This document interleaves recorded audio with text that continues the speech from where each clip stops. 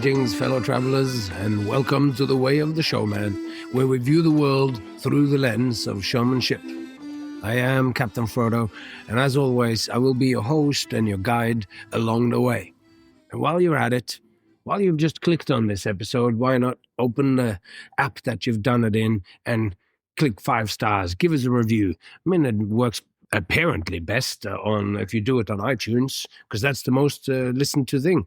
But it will work anywhere, because conversations like the one that we're continuing today, I want people to hear it. I want people who are creators, people who make a living from their imagination, people who just use their imagination in their life. I want them to be able to hear this conversation. And as Malin mentioned, that her partner had talked about some of the stuff that we talk about in these episodes, where he teaches sound design and stuff. Or I hope that there is stuff in here that's interesting and exciting for everybody. And as our episodes, we mentioned last time, talking to Clay Hillman, which was just over last Christmas, you can, if you're just a fan of the imagination and a student of the art of play, then this episode is for you. So, reach out this time and tell a friend, because what I'm going to release here now for you, the second part of my conversation with Malin Nilsson, is it's part of why I am doing this podcast and why I love this life of creation and showmanship so much. And if you haven't already done so, just go to the show notes underneath wherever it is you're listening to this, and just click on the link to see the act that she did when she actually fooled Penn and Teller for Fool Us, the TV show. The act that she put together for that it just shows you the creativity and how authentic she is. And as Penn says, I don't like people dressing in black. I don't like soap bubbles. I don't like people who wear hats. And then you see Malin Nilsson do her act, and you can't help but fall in love with those things that you thought that you didn't like. This is a core element in what I do. People come up to me and say, I didn't like what you did. I didn't like dislocations or sword swallowing, and that is fine. But then they come up afterwards and say, but I really enjoyed watching you. And that is a skill in itself, to take things that you, with your preconceived ideas, you thought that this was something that I didn't like, and then you turn it into something. But I do like people who dress in black, and I do like people who wear hats. So it comes as no surprise to anyone that I do really like Malin Nilsson. I like her work, and I really liked talking to her. So why not just get right back into it? Here is Malin Nilsson. And that all of this, that craft of it that you love, and having craftspeople around, it also just struck me when you were saying you were doing your first 1-hour show, and it involved the theater, but it also had like a sound design and a set and all these things. It meant that you came into this as still practically a teenager, but you knew the craft and the world of the stage so much that you already thought in those things. Whilst I think the first person who the common person who she just juggles at home, and then someone asks you to do it. If you're just in a sports environment, or you juggle in a hall, and all of a sudden you're on stage, you haven't thought about lights, you haven't thought about all those things, but you came in running, so to speak, because of your love and understanding of theater. Find that so interesting. I mean, how has that set you apart from the other people doing shows that you have met then, once you left a very small town and went out and met these other people? Or do you think it's... It's a very, very good question. I think mainly maybe also the kind of the length of I've never, I mean, I have variety acts now. I can play 10 minutes, or I can play 7 minutes, and these things that is like a little show in its own. Like, it still has a beginning, middle, and an end, and it's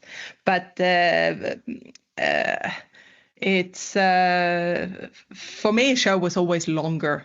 It wasn't just a competition act or a variety act, or I wanted to do I just wanted to do more, and it was so strange for me the first time somebody requested 10 minutes.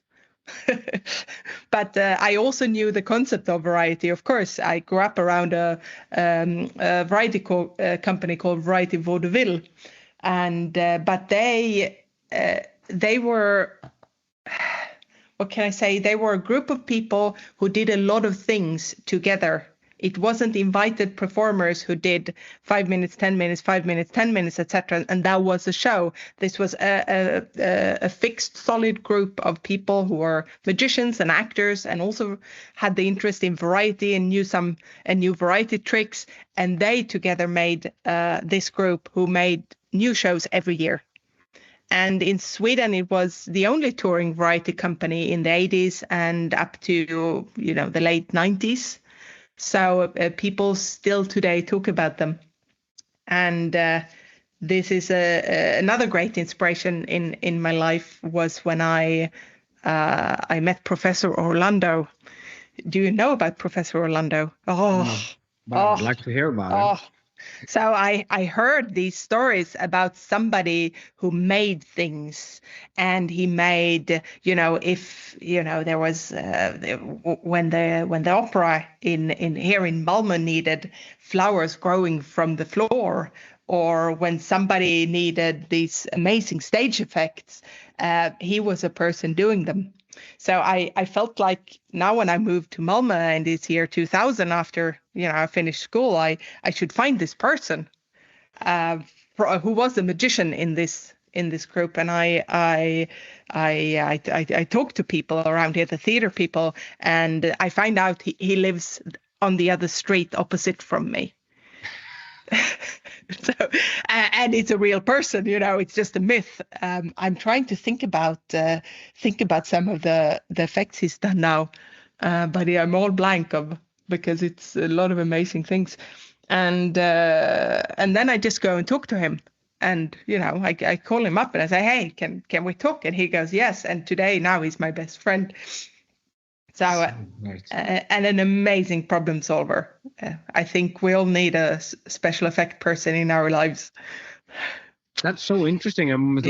So how old is he? Now he's 71 now, and he was. And he's touring with 3 different shows, 2 shows and a speech and a lecture. Oh wow! Yeah, so it's and they're all good. Everything it's just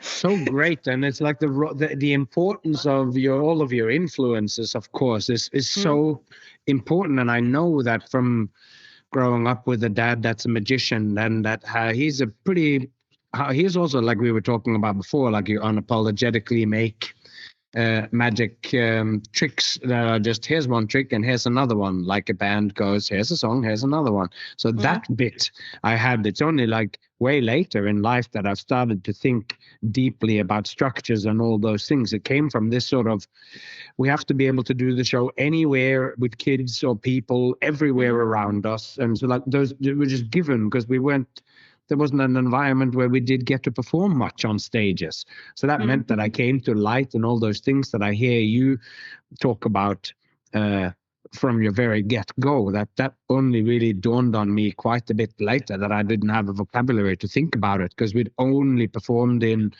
ad hoc venues, kind of. Every now and then you ended up on a stage, but then even in those productions, it wasn't productions that went over time. So it was all very simple or whatever. And I know that has influenced me and given me powerful boosts in certain directions, as in taking my art and doing it on the street and all this sort of stuff. But it's taken me a long time also. And I'm only still just barely scratching the surface of that now, having left Las Vegas and come back home to Norway and wanting now to focus and trying to do some more longer shows and stuff, and then these questions come up, so I haven't had that so much. But anyway, the influences of the people around us, like of your dad and the theater, and now Professor Orlando. Professor Orlando or Monsieur Mystique, or he has many stage names depending on what character he's playing. But I also think it's a big difference between, at least for me, the different gigs I do, and I'm sure you feel the same. At the theater, people really came to me. I was putting this on, and after 10, 15 years, of course, the audience knew what they were getting into. So they were coming to me, and it's a big difference, at least in my feeling, when I go out and I come to the venue or to somebody else. It's so when people come to me and they buy tickets to my show, I feel like I can do anything, and I'm free in a different way.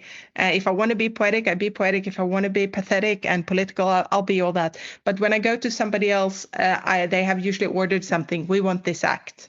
And then I feel like, okay, now I have to deliver and I have to be that. Or I do a lot of corporate gigs as well. And sometimes weddings, and then I bring a different show, and now I know they want entertainment. Then it's a different holding, or what do you say? It's a different attitude towards the work.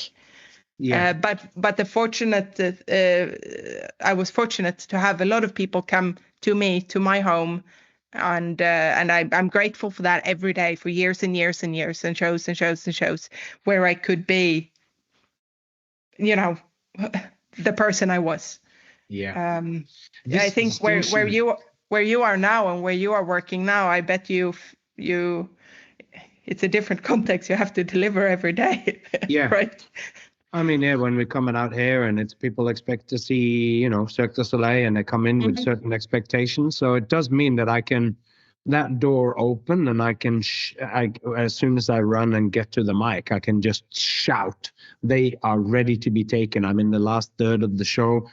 Quite literally, like as the last third of the show starts, I come out pretty much.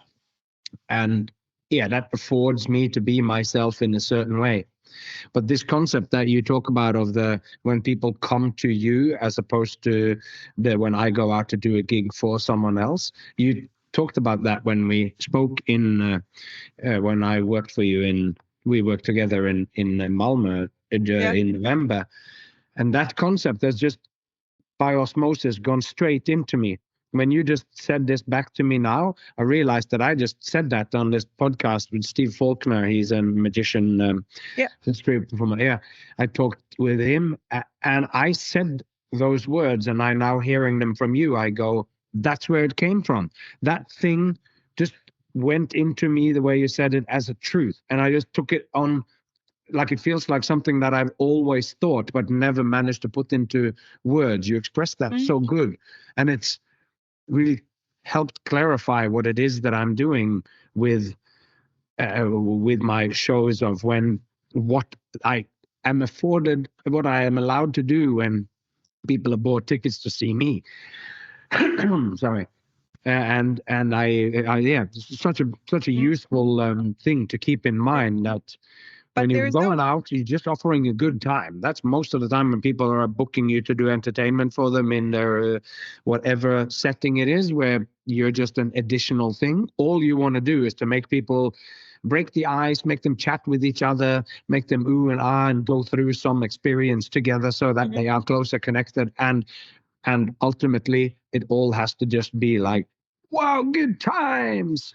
And then you can't do the same kind of finesse or whatever in those. It's so helpful to have that in mind.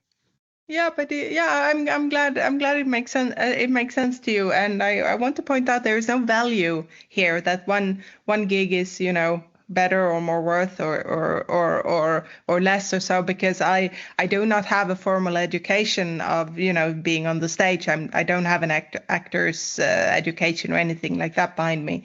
So also being the theater, but also combined with the corporate gigs and the birthday parties and the festivals and all that has been my education and being thrown in front of so many different people, everything from, you're 20 people here now, and then you have 1,500 people there now, and you're outdoors. Should the sun be in your eyes or in the audience eyes? Now I have to choose where my stage is and what is the best. And so being thrown around in all these situations for 20 years, you really do learn something. So I am grateful for every Christmas party I have ever played. It's been my stage time. And sometimes it's 100 a year, and then and maybe not birthday parties, or Christmas parties, but it becomes something. The quantity of it becomes an education if you stop and think about it in between. So I'm just happy and about that. But there is something special about setting up your own show. You have a space to yourself, and you can set it up, and you can take hours if you want to, and prepare. And there are things I can do at the theater or at a theater that I can't do at a corporate gig because of the setup time and the stage and the venue and the light and all that. So that's right. But even just in this, the expectation of when they come in with a totally different mindset, which affords you to do more. You can go in any direction, but there are more constraints when you're doing it at a 40th birthday or whatever. So the theater also, I guess, might have its own constraints, but you stand freer to move through different types of material that don't all have to be, hey, pay attention all the time. There can be stuff that is calmer, and it can be different, or it can be more artistic, and it can be more if you understand what I mean by artistic. Yeah. So it's like, I think that's the other end of the, when I talk about the entertainment and the artistic, like artistic, you don't have to think so much about him holding them immediately and grabbing and guiding them and making it clear what's going on. And entertainment, you need to grab them by the hand a little bit more and really make it easy to pay attention to everything. And so. Yeah, but there is still I still always, I still feel the responsibility, the weight of the responsibility that I have to, especially if somebody has purchased tickets and they spend 2 hours with me. It really, I really put down a lot of work, and I care about every show. Not every second show or every project. Every show I care so much about, and I feel the responsibility for their time mostly. Maybe not so much about the money, because people go to the theater. Yeah, maybe they have they are okay money wise, but they do spend a lot of time, and they set off an evening, and I really want to make it worth their time. Me too. It's not just that you would do stuff randomly inside, but it's like when they come inside, it's almost like they're expecting that there is more to it than just good times. And hey, do you want to see it? Do you want to see it? You really want? Let me hear you say yeah. They want more than that, because they have bought the ticket ahead of time. So they've already given you the investment. So you go, do you want to see it? We just paid $50 to come or $30 to come and see you. Just assume that we want to, and just show it to us. So you have to start straight away. And also when you go inside like that, they are hopefully also expecting you to go into other domains and to give you other emotions than just the instant hilarious laugh or the astounding magic trick, which you expect. And then you have to give them that. But what more? How are you going to surprise them when they've bought the ticket, which is, of course, what you came up against when you had done your first spot doing a rope trick, and then you've done your first full show, and then you did the show with a goat. But I'm assuming that there are more shows in between the first show and the goat. How many approximately? You mean per year or per? No, in specifically in that theater. I did a new show. I did a new show every year up until the pandemic was kind of a natural natural end, not end, but it was a time for me to move on. And then the owners of the theaters sold it, and it is still a theater, and I still come back, but it was just to do something new, and that's when I started together with the Victoria Theatre, the Variety Victoria, and also Magic Production, that I do that there every year, which is in 3 weeks now, the next one. So it's been every year, Zinc, you and Zinc are going to do it again. Yes, this is another great inspiration source, kind of life-changing, actually. I met Marcus in 2007. And that was the year with the goat, wasn't it? Yes, it's after. I really hope I didn't want to make the goat a symbol for one of my shows, but it just ended up being about that. But wonderfully, it kind of is. It's like, because you did it every year then, and that was one of the shows in there that shows also the pressure of, now you got a name, now they're expecting, okay, we're going to go and see Malin. It's going to be crazy and surreal, and it's going to be amazing. And you are being pushed into quite a sophisticated mode of expression by the fact that you do it every year. At least, even though you could probably do the same shtick and not maybe necessarily the same tricks as well, but you could just be doing the same stuff and they would love that. But as artists, just like when people are making albums, after you've made a bunch of albums in one genre or one flavor, you want to do something else. So sometimes you're then pushed into things where you later go, well, that was maybe not, like, I worked with an animal and I worked with all this stuff. So it just becomes to me like a interesting kind of symbol of how you expand into something. Yeah. But anyway, then that happened, and it didn't work out quite as good as you hoped. And then you met Marcus Zink, or what? I don't know what his last name. No, it's Tink, Marcus Tink. It was 2007 at a small magic festival in Germany. I was booked, he was booked. A lot of other magicians were booked. It was it was an amazing festival. I think I was probably a little bit arrogant. I have never heard this name before, and I thought I knew all the magicians around in Europe, and that was very arrogant of me, and I didn't know him, so I thought, I didn't assume anything, but you hear about the good people, and I was so wrong. I watched his solo show. He was playing a solo show at the theater for this festival, and I was just crying in the hotel afterwards, like I was so happy that I was, and somehow I felt like, okay, I'm not alone anymore. Not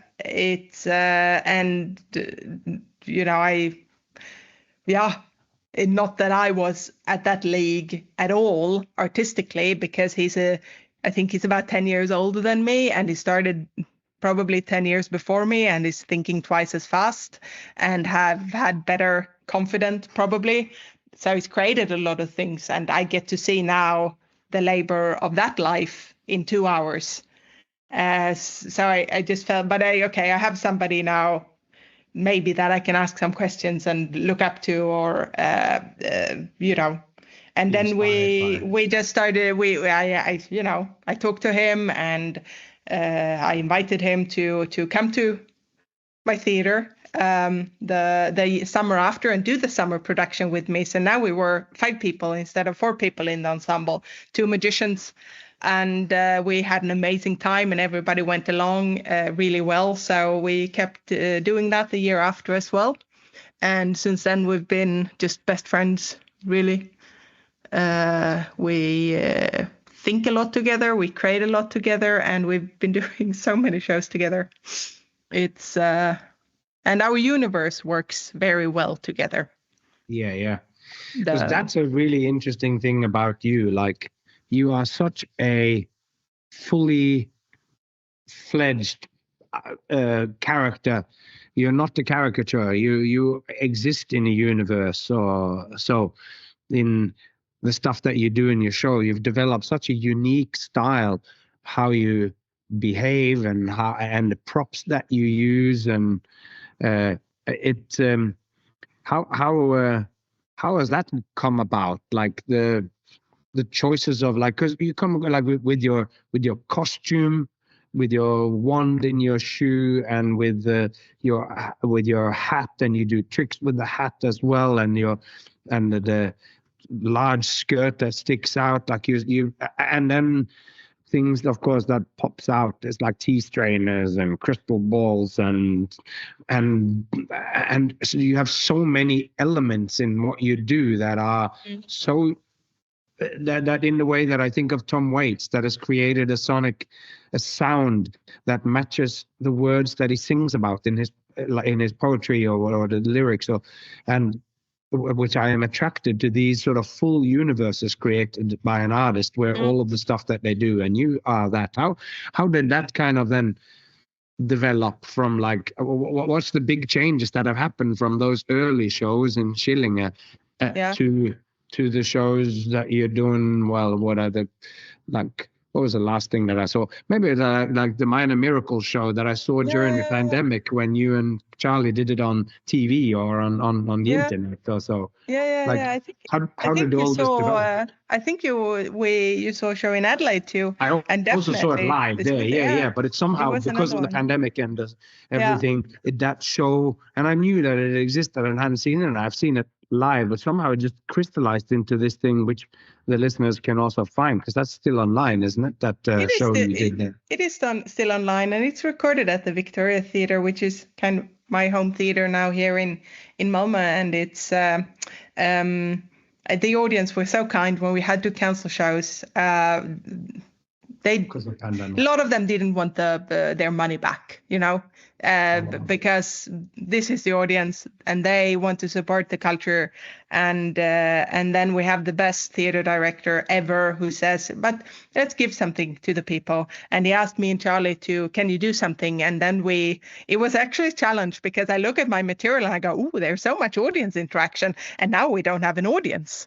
So we have to do the music pieces and the talking pieces. That doesn't, and involving the audience usually adds also length to the show, because they have to come on stage and you have to introduce them, and you have to talk to them, and you have to make sure they're the right person, and then you involve them in a trick, and all this also takes time.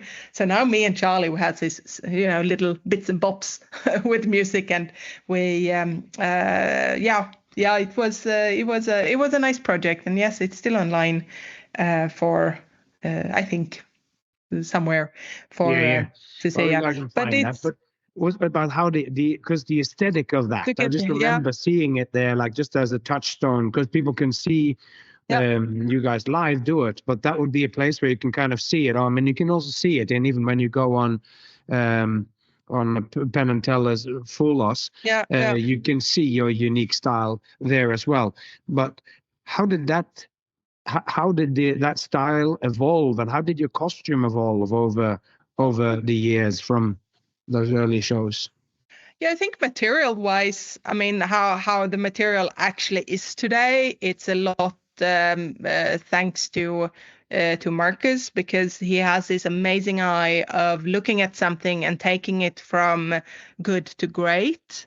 So his input has really helped me. And also when we work together, sometimes I put a lot of ideas into one.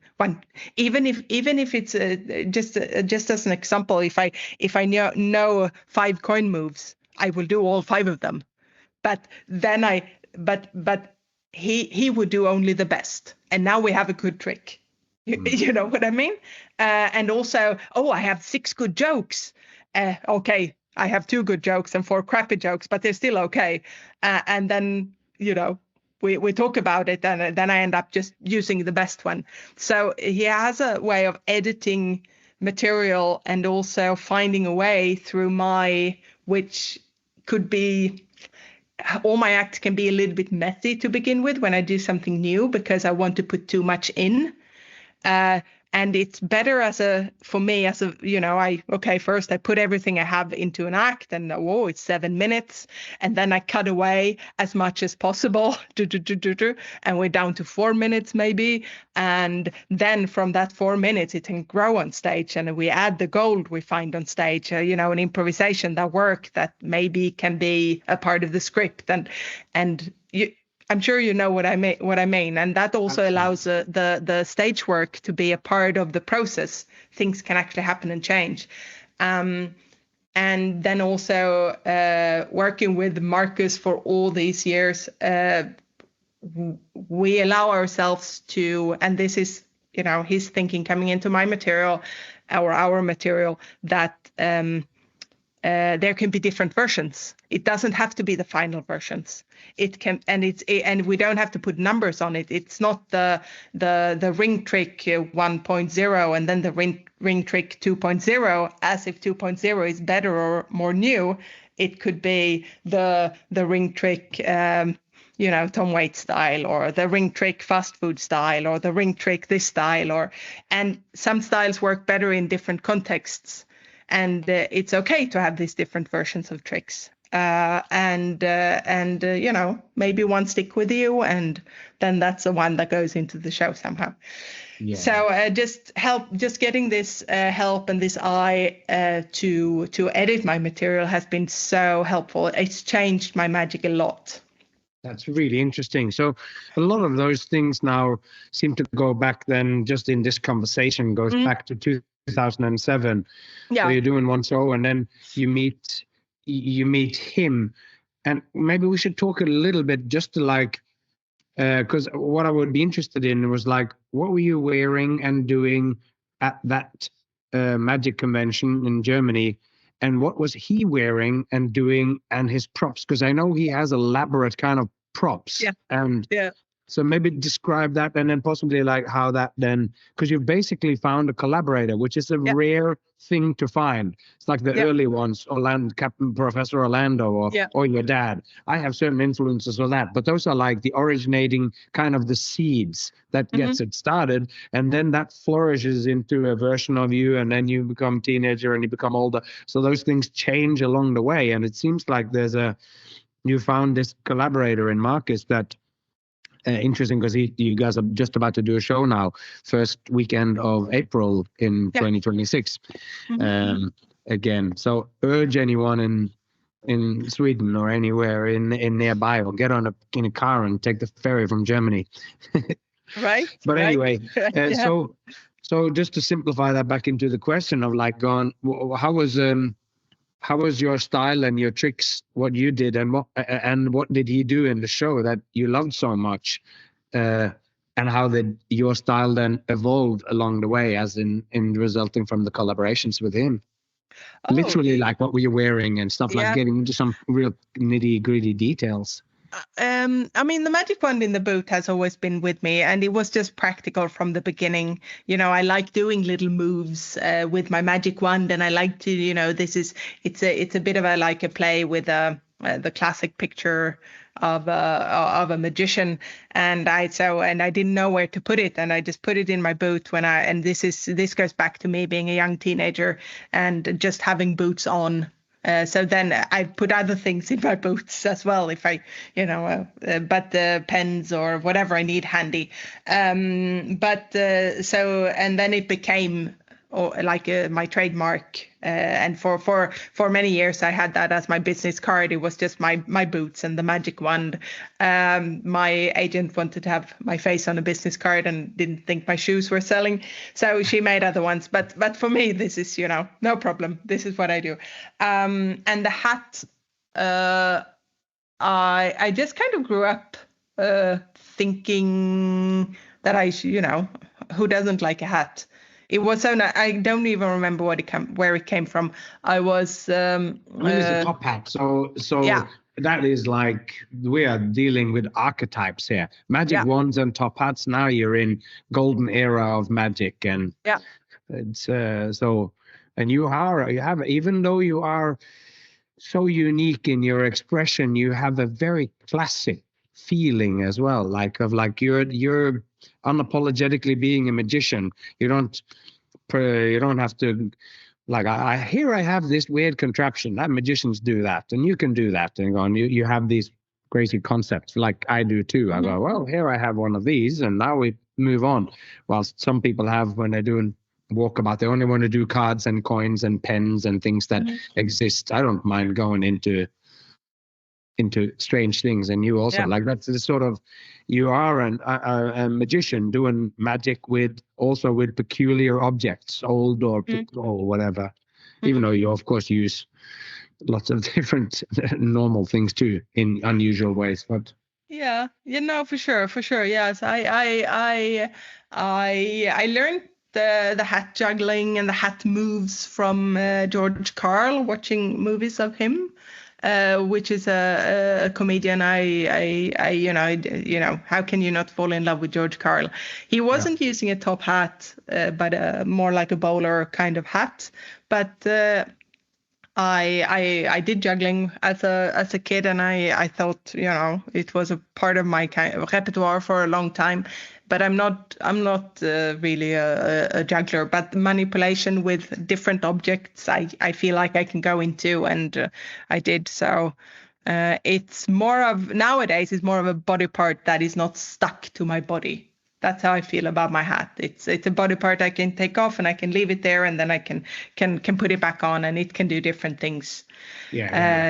So you're great. You're just, when you're striking a pose and you take your hat off and then you put it back on, there's a certain thing that I think it shows a level of mastery without having to point it out. You get the wand out and you do a flourish and a spin with a wand, and you take the hat off and there's a flourish and a spin that just sort of gives a certain authenticity in the way that physical skill has a truth that you can't argue with. If you come in and say, I'm a juggler, and then you fumble about with them, but you come in and you're a magician, and then your hat has moves and you do flips with it, and even classic, you actually kick it from the foot to the head, like real classic juggling kind of things. But it means that there's a richness in you, which I love, that you have this feeling that whatever this woman picks up, there's something that can be done with it that you didn't expect. So show that. So I think that there's this sort of authenticity of you being so deeply in yourself as well, that there is always a little twirly move with all the props or whatever, that I think is that I think just shines of a certain type of authenticity of how connected you are with all of your objects and what you do. It's thank you for saying it like that, because it's not always this type of aesthetic. This a little bit like punk rock kind of aesthetic in a way. It's it hasn't really been easy to grow with. I thought it was super cool when I was 20, 25, and then I turned 30 and I go like, ooh, is it time to grow up? And then I go 30, 45 and I go, oh, is it cool again? Or should I change? I'm thinking about it constantly, and should I bring in some kind of other aesthetic or something that is a little bit more far out, or does it have to be cool? Or, it's always all these questions. And there are some things I do today that I feel like, ooh, it was amazing when I was 20 and it will be amazing again when I'm 80. But now maybe, but so, yeah. I think it has both. How do you feel about your character and the characteristics? Because you're sporting this. I kind of have the character that people know me most as, and is also deeply inspired by George Carl, of course. But I didn't grab onto the hat. I grabbed onto the mic stand and his relationship to the mic stand that I use in my tennis act. And the character that I am in the tennis is 100% me, but it's a particular version of myself that is also from when I was 20. And now in 2 days, I turned 50. So I'm still that crazy guy that falls over and is bouncing around like the rubber man falling off the stage and doing all that. So, but when I'm doing my other sort of shows, I think different stuff comes out. When I'm doing longer form stuff, even when I'm doing, so a lot of my creativity has gone into family shows, and there I have a have a slightly different character. I'm also crazy and whatever, but not to the level that the tennis has gotten. So I deal with those things too. But I do also think that we both come across. Sorry. Character doesn't have an age, does it? Or not necessarily, no. And also, those things used to be true to me, and they are still true to me, which is why I do them. There's none of those things that I do in there that I feel are inappropriate or so for my age. In part of how I behave, in part of for the reason that I behave in this way, and the stuff that I do. If I can squeeze through the rackets and jump and fall around and do all that, the fact that I can do it makes it sort of like the fact that I'm old and I can do those things. I still think that has this value in it. Yeah. That I'm, although, because 50 used to be what I used to say. You just said 80. Yeah. But I think I used to say, well, when I was doing the rackets in 1998, it's like, oh, it'll be funny when I'm old and 50 years old and I'm going to squeeze my fat belly through the thing. But now I am 50 and I'm like actually dealing with what it actually means to do this. Because I thought, oh, by that point, I come out and I'm 50 years old. So now they're going like, oh, this old man comes out and does this. And it's completely different. Yet the way that I behave on stage is so that people frequently ask me, like, are you actually 40 years old or however, whatever I am at? Because I don't behave or look like I am 40. And I think some of that has to do with the playfulness that we have, you and me both on stage. So they accept that you have these other affectations. And you having boots and pulling the wand out and doing all your approach to it, I think that just has matured in as a part of who you are. Like I don't see it as an affection of a young person. And I think you do probably do it different now than you did when you were 20. Oh, I hope so. I hope it's better. Yeah, I think so too. I mean, you age like wine. You're just getting better, I think, as you're getting older, like I am. And like as I'm also getting older, we're just going, okay, well, I think you're a great amalgamation of whatever that young person is, because then the new things that you're doing now, when you made a Wheel of Fortune for our show for your show in that I was in Malmö now last time, like these ideas that you have and the stuff that you build, that brings in whatever seems relevant to you now. And then the flavoring of me throwing confetti always, from before I even did the rackets, I threw confetti. So like, I don't even question that. Is that something that I should sort of stop with? Or like, that's one of the elements of the stuff and the eccentricities of the choices that you take. When you made a Wheel of Fortune and we spun the wheel and people had to come on and do their acts in that order that the wheel did. And it's a fun idea, and it's another idea of what has to happen when you do a gig every year. Like, what is it Malin's going to do this year? And I think the new things will be that, but all of your other cool hats and cane stuff, that will continue to be with you, I think, one things. And we shouldn't forget the audience also grows older. They grow with us. I mean, at least this generation. And I have still people that came to watch some of my first shows that, they come back and it's like, yeah. No, but it's, I see what you mean. It's a question that both of us have to answer, like we're going, when is it okay? When do you need to change? Because it's inappropriate because I'm older. If I'm doing a dick joke or something, like when I put my balls between my legs, like when does that become inappropriate because I'm a middle-aged man? Like, you have to ask yourself those questions. And I'm not needing to answer it, but it's like we just... Yeah. But anyway, let's return to your evolution of, because I was asking those questions of like, what was the influence and what did Marcus Zink's show look like that was an influence on you?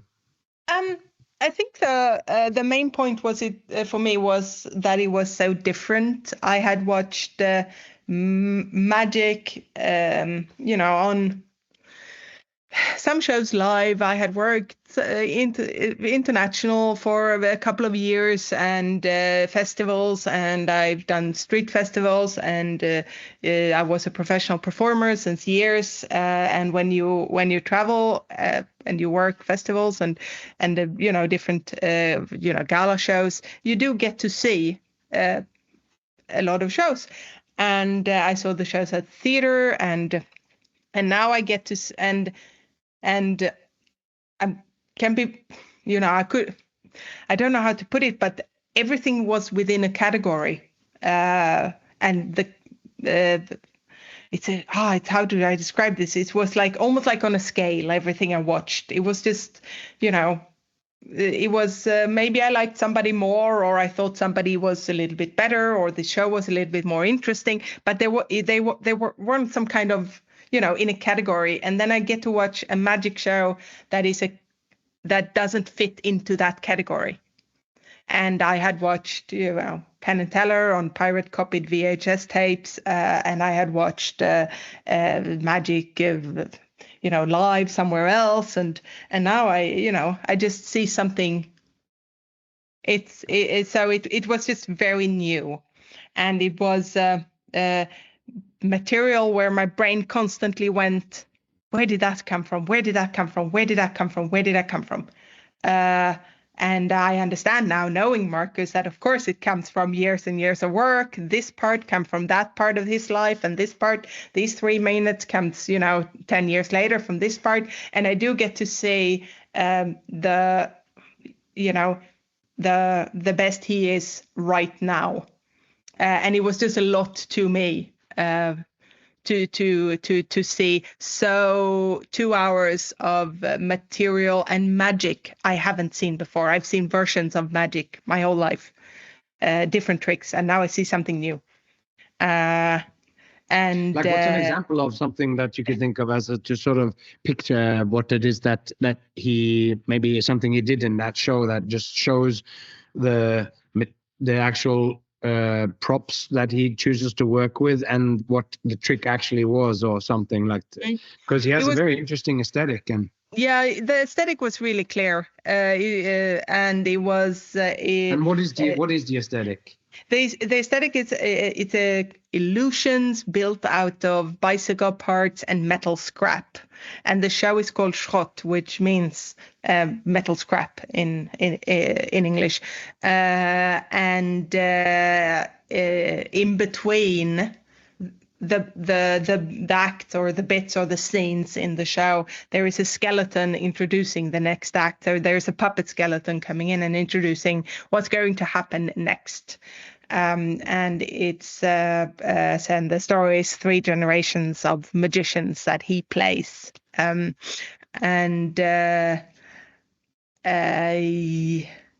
Yeah, there are a lot of rat traps, rat trap roulette. There is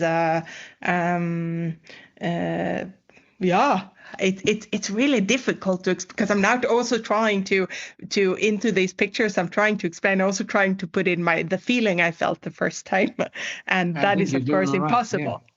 Yeah. Great, yeah, and that's because when you say those things, it sounds like the kind of stuff that you're also playing with now. And it's interesting with you then that you also, how did you contact him afterwards? Or did you go up to him the day after and speak to him, or did you meet him even before the show happened? Oh, yeah, of course. We worked this festival together, and they were, I think they were the Germans that was there were kind of a tight group of friends. And I was the Swedish person coming from somewhere else. So it was a good group of friends that I came into and worked in. And we also did a family show together, and we did some table hopping at a restaurant. And then there was a comedy evening, and we all talked about what's going, how's we going to handle this comedy evening show. And they all decided together that Malin doesn't speak German, so she should host it. And I couldn't say no to this, so I did my best. In my poor German, and buying some gags and props around the town to host a comedy show with Germans who just thought it was a gag that I was hosting it, I guess. But yeah, it wasn't bad. Yeah, it was okay. So it was so we became friends during this week, for sure. Yeah. So and then he come to Sweden 2 times a year. I go to Germany in his workspace, and we create things. We work online and having these conversations now. You and me are talking. So yeah, it's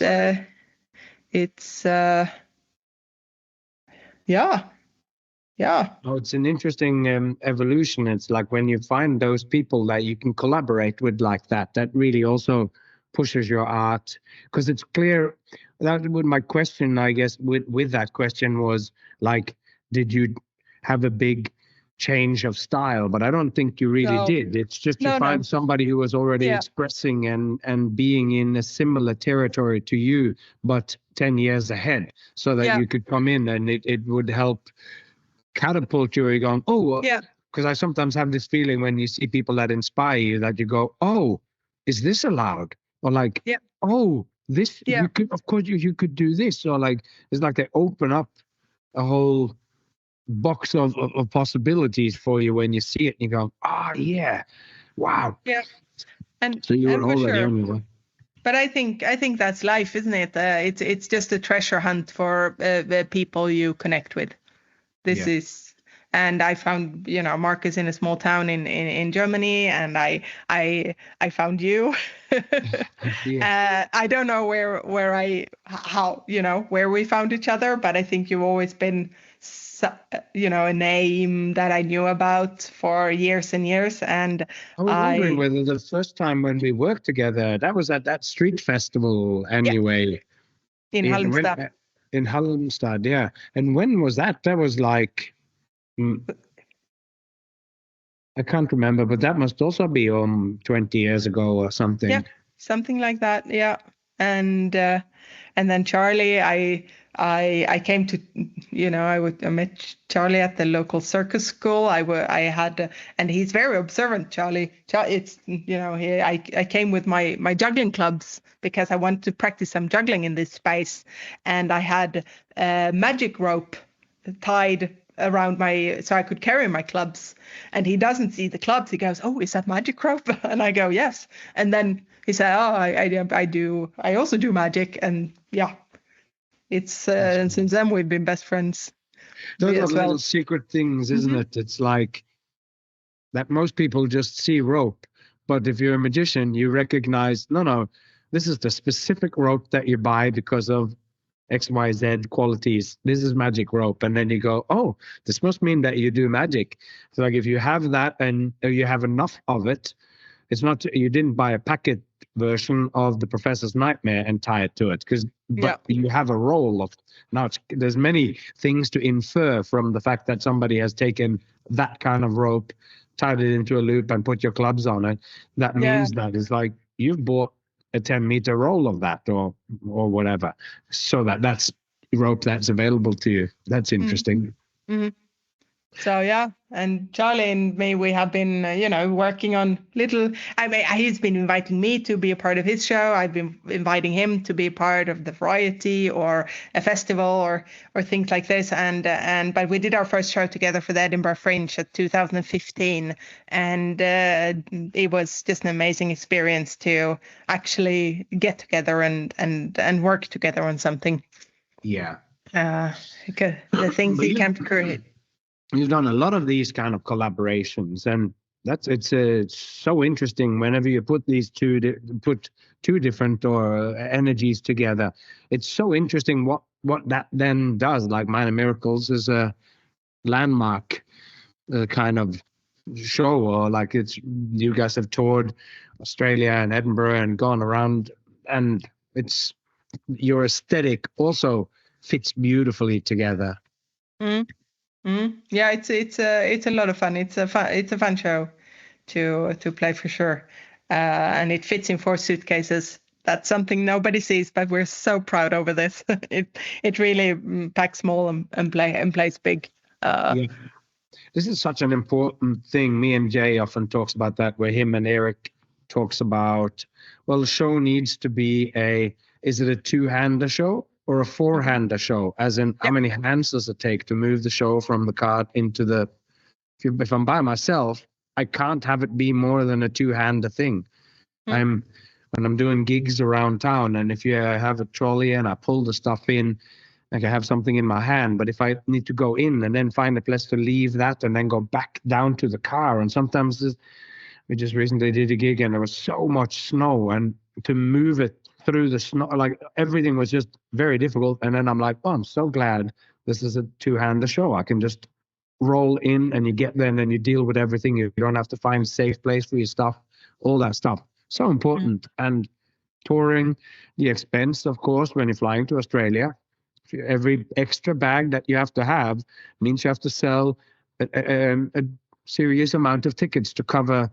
Sometimes it's 800 euros to bring an extra bag to Australia or whatever.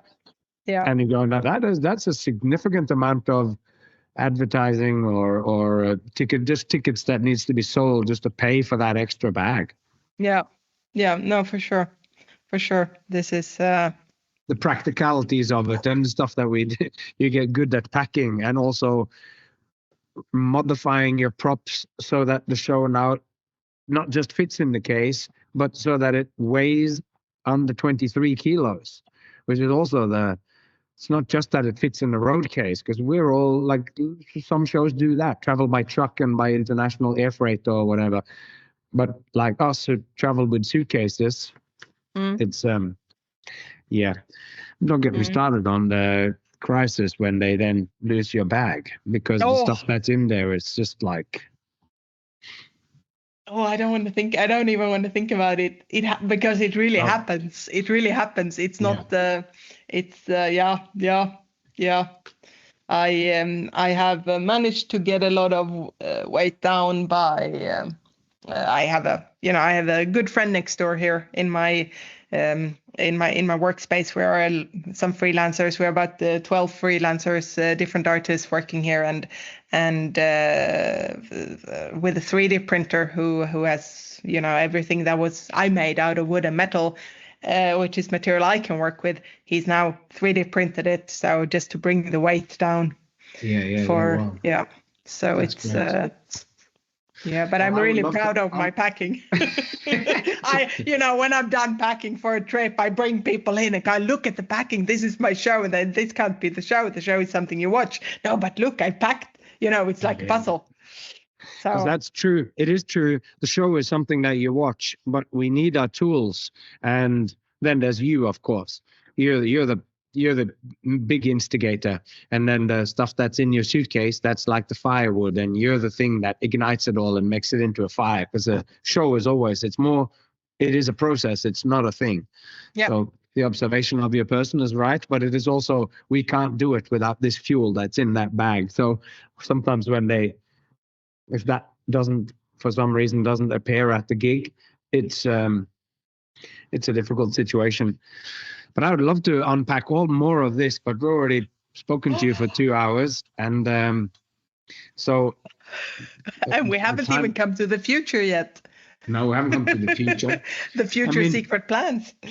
Yeah. No, but thank you so much for joining me for this conversation. It's been so nice, and because we've known of each other for a long time, but we worked together second time, that was last year, and I'm looking forward to work more with you. It's been so great to get to meet you and know you a bit more. When we started this variety in town, you were the first email I sent to ask, can you make it? And you go, I'm booked. And then you've been booked for 10 years, and this last year you came. Oh man, I'm so that was such a beautiful thing to hear, and you've asked me every year and it hasn't worked, and then last year it finally worked, and I'm so glad. It was one of the highlights of last year. It was such a great thing, and then that you invited Jay Gilligan as well, and that you did that all, like, it all just came. It was just such a nice thing after having done quite a bit of work where you just travel and I perform at a venue where you don't know anyone or whatever. So it's certain kind of loneliness that comes with being that kind of traveling performer, but to come here and be with you guys, and it was so nice. No, it was a lovely days, lovely days. But Yeah. let's talk again soon, or? Let's do, yeah. Thank you so much. All right. Maybe you have some ideas after listening to these last 2 episodes of what specifically you would want to talk to Malin about, or what I should bring up. Yourself, yeah, of course, contact her. You can find her on social media, or you can send me an email here at thewayoftheshowman@gmail.com and tell us which aspect of what we have touched on, or something completely different that we want to talk about. How did she survive and thrive during the pandemic? Or what was this 10-year long ongoing project working together within academia and doing magic in art galleries, and also for stuff that has related to finance and all that on a high PhD level? Well, it's all very exciting. So if you are interested in supporting the podcast, one way that you can do it is to click in the show notes and click on the links, and you can get some incredibly cool merch. My beautiful wife, Miranda Mahalo, has designed and organized some t-shirts. As you can see, there are new hats that says The Way of the Showman, just with the text, which was surprisingly cool, as she told me it would be. And there are also t-shirts, which now has the logo. For those of you who have bought t-shirts before, it has the logo on the front, but it also now has on the back says "Follow the Way." So yeah, have a look at our merch stall, and it's much appreciated. Not just for the fact that a few dollars comes our way, because actually most of those dollars goes to the people who are printing it, but it's for me knowing that there is somebody out there sporting our wonderful logo and bringing the way of the showman into the world. So if you would do that for me, I would be very, very excited. And soon there will be a book as well to buy, and that I am very excited about. And so anyway, until next time, take care of yourself and those you love, and I hope to see you along the way.